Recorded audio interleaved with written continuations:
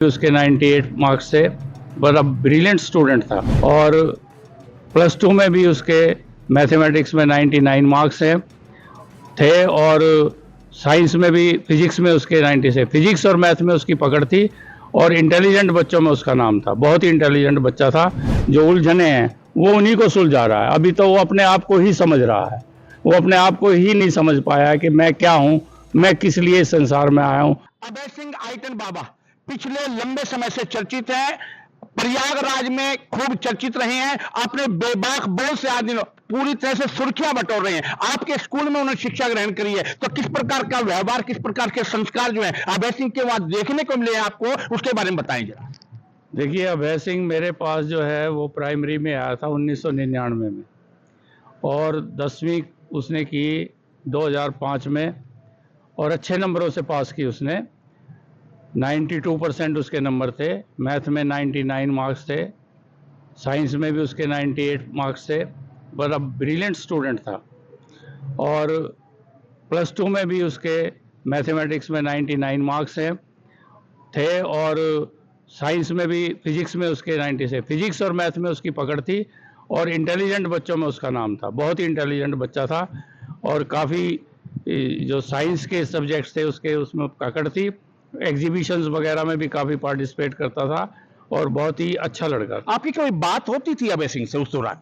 हाँ, मैं proper classes check करता था। बच्चों से इंटरेक्शन मेरी होती रहती थी। अच्छे बच्चों में उसका नाम शुमार था और काफ़ी, मतलब पीटीएम में भी उसके पेरेंट्स आते थे और हम उसकी हमेशा प्रेज करते थे कि बहुत अच्छा बच्चा जिस है। प्रकार से अध्यात्म का रास्ता अभय सिंह ने अपनाया है, तो आपको ऐसा लगता था कि उस दौरान जब आपकी बातचीत होती तो किस प्रकार के अध्यात्म पे जाने की कोई बात किया करता था वो? नहीं, स्टूडेंट लाइफ में तो कभी ऐसी कोई बात उसने नहीं की है कि वही उसका कोई इस तरह का अध्यात्म में जाने का विचार है। या उस वक्त तो केवल पढ़ाई पढ़ाई थी और यहाँ पर जब कॉम्पिटिटिव एग्ज़ाम्स के लिए तैयारी के लिए कुछ उनको प्रमोट करते थे तो वो इसी एक इंटरेक्शन में उसको वो प्रभावित हुआ था और वो आईआईटी के लिए उसने ये रास्ता चुना था और आईआईटी उसने की। नहीं, आपको लगता है जैसे आज वो अपनी बात बेबाकी से बोल रहा है कि मैं परिवार से दुखी था, मैं अपने माँ बाप से दुखी था, उस दौरान किसी इस प्रकार की कोई बातें आपके सामने आई थी कि परिवार को लेकर के किसी प्रकार से दुख उसने साझा किया हो, अपने पेरेंट, अपने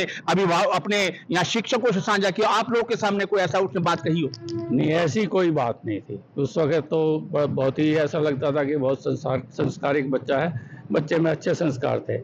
और जहाँ तक ये वैराग्य की बात वो कह रहा है, तो वैराग्य तो जीवन में कभी भी आदमी ले सकता है। मैं अब बहन शिवानी का ही आपको उदाहरण देता हूँ। बहन शिवानी ने इतनी यंग एज में इतनी हाई क्वालिफिकेशन के बाद वैराग लिया और आज करोड़ों उसके फॉलोअर्स हैं। मैं एक उदाहरण और देता हूँ।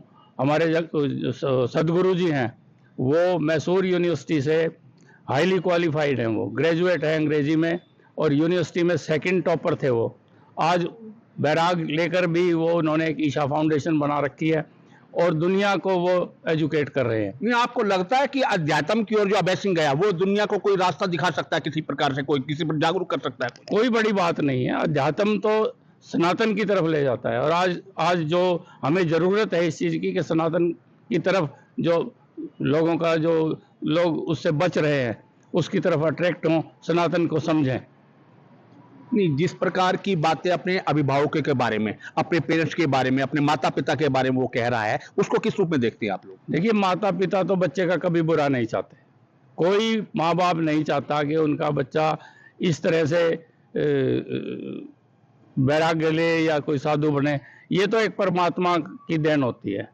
परमात्मा ने भाग्य में क्या लिख रखा है ये कोई नहीं जानता, ना माँ बाप जानते, ना गुरु जानते हैं। रोहिला साहब, हर आदमी ये कहता है कि माँ बाप कभी भी औलाद का बुरा नहीं चाह सकते, लेकिन वो तो सोशल मीडिया में स्पष्ट रूप से कह रहा है कि मैं कितने ऐसे उदाहरण दिखा दूं आपको, कितने ऐसे आपको प्रमाण दे दूं, कितने ऐसे सबूत दे दूं आपको कि माँ बाप ने अपनी औलाद का बुरा भी चाहा। वो कहता है कि माँ बाप अपनी संतान को बेच देते हैं, माँ बाप अपनी संतान के साथ बलात्कार तक करते हैं। इस प्रकार के आरोप भी वो जो है वो कहता है कि ऐसा नहीं है कि माँ बाप जो है अपने बच्चों का बुरा नहीं चाहते। कितने ऐसे उदाहरण देते हैं, तो इसको किस रूप में देखते हैं आप? ये तो देखो, करोड़ों में कोई एक उदाहरण होता है जो इस तरह की बातें आती है, आजकल अखबारों में भी आती है, लेकिन उनका हश्र क्या होता है आपको भी पता है। समाज में भी वो एक कलंक के रूप में देखे जाते हैं और उनको सज़ा भी पूरी मिलती है। ऐसा कोई घर नहीं है जहाँ थोड़ी बहुत कहासुनी नहीं होती है, हर घर में होती है, लेकिन बच्चों पर इस कदर उसका प्रभाव पड़ता है, ये कोई एक आधा उदाहरण देखने को मिलता है। इस तरह के उदाहरण बहुत कम देखने को मिलते हैं कि माँ बाप की लड़ाई से बच्चे को कोई वैराग्य की भावना उत्पन्न हो। नहीं तो सीधे रूप से वो तो इस अध्यात्म के रास्ते पर जाने के बाद सीधे रूप से अपने माँ बाप को टारगेट कर रहा है। इसको आप क्या मानते हैं कि ये अभय सिंह सही कर रहा है, गलत कर रहा है? इसको क्या मानते हैं आप लोग? देखिए, मैंने जहाँ तक उसको सुना है कि वो अभी तक अपनी लाइफ की जो कम्प्लेक्सिटी है, जो उलझने हैं, वो उन्हीं को सुलझा रहा है। अभी तो वो अपने आप को ही समझ रहा है, वो अपने आप को ही नहीं समझ पाया कि मैं क्या हूँ, मैं किस लिए इस संसार में आया हूँ, मुझे क्या करना है। अभी तो वो उसी की खोज कर रहा है।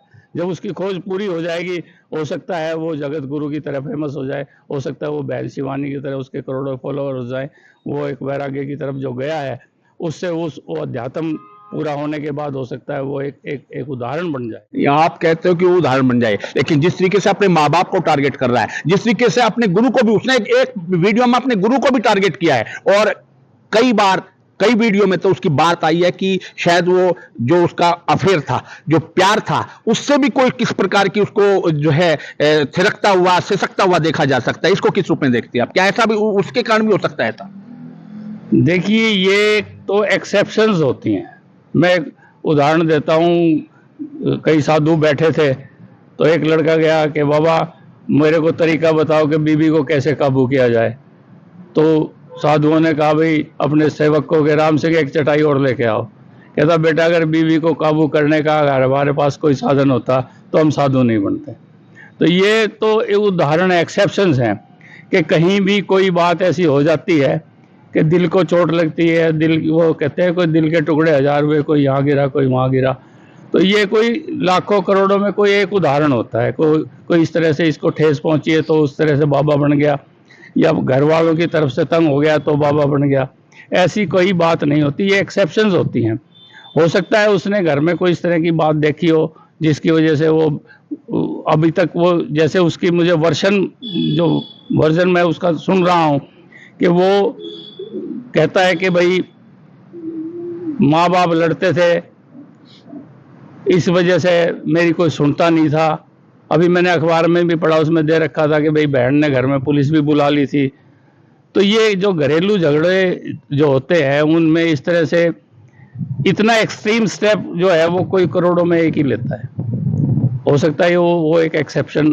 अब है कि इस रास्ते को आप सही मानते हैं, गलत मानते हैं, अध्यात्म में जाने वाले रास्ते को? नहीं, अध्यात्म में जाने वाला रास्ता तो गलत नहीं है, क्योंकि जब आदमी अपने आप को पहचान लेता है तो वो एक दूसरी दुनिया में चला जाता है।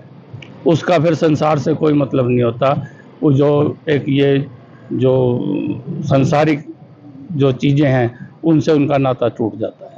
रोले साहब, आपके स्कूल में अभय सिंह पढ़ा है, IITN बाबा के नाम से जो मशहूर है, और प्राइमरी विंग से शायद उसने स्टार्टिंग किया था आपके यहाँ, और +2 तक वो यहाँ पे रहा है। तो जिस प्रकार का क्रियाकलाप उसका देखने को मिल रहा है, जिस प्रकार का प्रचलन देखने को मिल रहा है, जिस प्रकार का सोशल मीडिया पे हर आदमी को टारगेट कर रहा है, तो आप उसको संदेश क्या देना चाहेंगे अपनी तरफ से आपके? मैं तो यही चाहता हूँ कि जो उसने पढ़ाई की है उसका वो सदुपयोग करे। अपने आप को जानने के बाद वो यही संदेश दे कि लाइफ क्या है, लोगों को भी बताए कि लाइफ क्या है, ताकि लोग सीख सकें कि लाइफ क्या है। क्योंकि लाइफ में हर आदमी के, जहाँ तक मेरी उम्र 73 साल हो गई है, मैंने बहुत सारे ऐसे लोग देखे हैं जो लाइफ में बहुत कुछ होते हुए भी उनको कोई कंटेंटमेंट नहीं है। वो हमेशा उनको ये ललक लगती है भाई ये होता तो ये हो जाता, ये होता तो ये हो जाता। ऐसा कभी नहीं होता है कि लाइफ में कहीं ना कहीं कंटेंटमेंट होनी चाहिए, संतुष्टि होनी चाहिए। अगर वो संतुष्टि अभय सिंह को मिल जाती है कि उसको पता लग जाता है कि भाई मेरी लाइफ क्या है, तो वो एक जो धारा प्रवाह इस तरह की जो शिवानी बहन कर रही है या जो सदगुरु जी कर रहे हैं, उस धारा प्रवाह में आ जाएगा तो हो सकता है उसका करोड़ों लोगों को फायदा हो।